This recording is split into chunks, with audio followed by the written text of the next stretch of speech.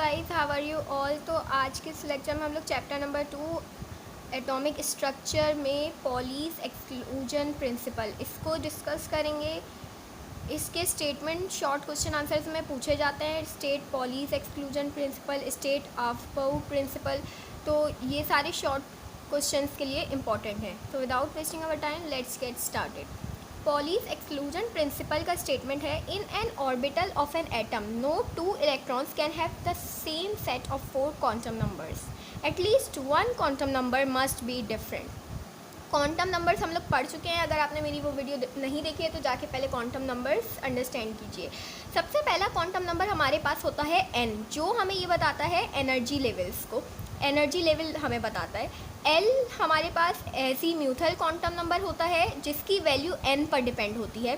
फिर m हमारे पास orientation quantum number होता है जिसकी वैल्यू L पे डिपेंड होती है, -1 to +1 इसकी वैल्यू होती है।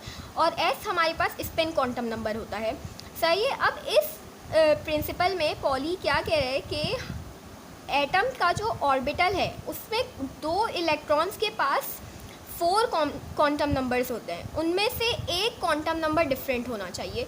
जैसे स्पिन क्वांटम नंबर में हमने पढ़ा था कि स्पिन क्वांटम नंबर में जो 2 इलेक्ट्रॉन्स होते हैं वो ऑपोजिट स्पिन में रिवॉल्व करते हैं। कैसे कि अगर एक इलेक्ट्रॉन क्लॉकवाइज मूव कर रहा है तो दूसरा इलेक्ट्रॉन एंटी क्लॉकवाइज मूव करेगा। सही है। तो यहाँ पर S की वैल्यू हमारे पास +½ और -½ होती है। अगर इलेक्ट्रॉन क्लॉकवाइज मूव कर रहा है तो उसकी वैल्यू +½ होगी, और अगर इलेक्ट्रॉन एंटी क्लॉकवाइज मूव कर रहा है तो उसकी S की वैल्यू -½ होगी। अब इसकी एक एग्जांपल लेते हैं। जैसे फॉर एग्जांपल 2 भाई हैं, वो एक ही घर में रहते हैं, वो एक ही रूम शेयर कर सकते हैं, वो एक दूसरे की एक ही चीज़ को यूज़ कर सकते हैं, लेकिन अगर उनके बेड डिफरेंट हो तो यही इस प्रिंसिपल की एग्जांपल है कि उन 3 क्वांटम नंबर सेम हो सकते हैं पर चौथे को डिफरेंट होना ही होगा। तो यहाँ पर भी हीलियम की एग्जांपल दी हुई है, उसे भी देख लेते हैं। According to this principle 2 electrons in an orbital में have same values of 3 quantum numbers n, l, m, but the value of 4th quantum number must be different. वही जो मैंने बताया, 3 क्वांटम नंबर सेम होंगे और चौथे को डिफरेंट होना ही होगा। It means that if electron of same orbital has clockwise spin, अगर इलेक्ट्रॉन क्लॉकवाइज मूव कर रहा है तो दूसरे को एंटी क्लॉकवाइज मूव करना पड़ेगा। तो यही था poly exclusion principle. I hope guys कि आप लोगों को समझ आया होगा। नेक्स्ट हमारे पास प्रिंसिपल है ऑफबाउ प्रिंसिपल। तो ऑफबाउ प्रिंसिपल में क्या ये स्टेटमेंट पढ़ते हैं। According to this principle electrons are filled progressively to the various subshells in the order of increasing energy, starting with first subshell having lowest energy. अब यहाँ पे ये कह रहे हैं कि इस प्रिंसिपल्स में इलेक्ट्रॉन्स जो सब शेल्स में फिल होते हैं वो अपनी इंक्रीजिंग एनर्जी के ऑर्डर के अकॉर्डिंग होते हैं। कैसे, जैसे एक इलेक्ट्रॉन है, फॉर एग्जांपल एक एग्जांपल लेते हैं कि हमारे पास एक बिल्डिंग है। सही है। अब मेहमान घर में आए हुए हैं और वो थक गए, अब वो जा रहे हैं अपने अपने रूम में सोने के लिए। तो सबसे पहले जो मेहमान हैं वो सबसे पहले कौन से फ्लोर पे जाएंगे? ऑफ कोर्स ग्राउंड फ्लोर पे सबसे पहले वो जाएंगे।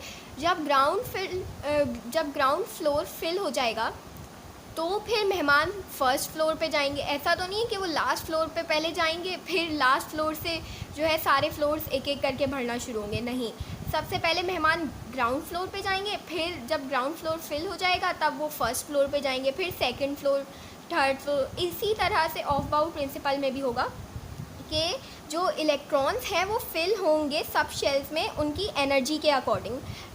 जिसके पास सबसे लोवेस्ट एनर्जी है वो सबसे पहले फिल होगा, जैसे कि 1s। जिसके पास उससे ज़्यादा एनर्जी है वो उसके बाद फिल होगा, जैसे कि 2s। फिर इसी तरह से 2s के बाद सबसे ज़्यादा एनर्जी 2p के पास है तो 2p फिल होगा, 2p के बाद 3s। ऐसे ही करके ये पूरी हमारे पास इलेक्ट्रॉनिक कॉन्फ़िगरेशन होगी। अब इस टेबल को याद करने की ट्रिक क्या है कि सबसे पहले हम 1 से लेके 8 तक लिखेंगे।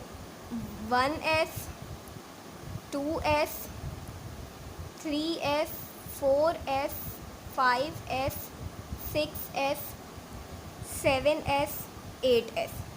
1 से लेके 8 तक लिखने के बाद 1 छोड़ देंगे एंड 8 छोड़ देंगे, फिर 2 से 7 तक लिखेंगे। और अब कौन सा ऑर्बिटल हमारे पास आएगा? p। 2 3 4 5 6 7 और 8 छोड़ देंगे। अब इसी तरह से यहाँ पर भी 2 एंड 7 छोड़ देंगे, 3 से लेके 6 तक लिखेंगे। अब थर्ड ऑर्बिटल हमारे पास क्या होता है? d। 3d 4d 5d 6d। Now अब d ऑर्बिटल के बाद हमारे पास कौन सा ऑर्बिटल होता है? f orbital. इसी तरह से थर्ड एंड 6 छोड़ देंगे, 4 एंड 5 को लिखेंगे, 4 5 f। अब इलेक्ट्रॉन्स कैसे फिल होंगे? सबसे पहले 1s फिल होगा, 1s के बाद सबसे ज़्यादा एनर्जी है 2s के पास, तो 2s फिल होगा। फिर 2s के बाद 2p फिल होगा, 2p 3s, फिर 3p 4s, फिर 3d 4p 5s। ये MCQs में पूछा जाता है कि after the filling of 4b orbital the electrons will move into which orbital? 5s। तो इस तरह से ये MCQs में भी पूछा जाता है। इसी तरह से बस ये टेबल आपने याद रखना है, एग्ज़ाम में अगर शॉर्ट में आए और अगर आप ये टेबल बनाएंगे तो प्रेजेंटेशन अच्छी होएगी पेपर की।